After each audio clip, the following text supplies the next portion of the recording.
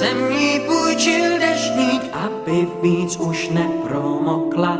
Neboť déšť mívá krásu, vím, že jsem v ní našel poklad. A ona ve mně spásu, pod deštník jsem se s ní schoval.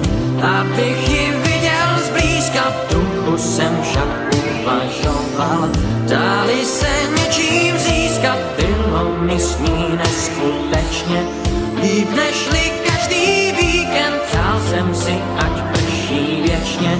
Ať dál jsme pod deštníkem, každý mi čelásko závidí. Když Prahou jde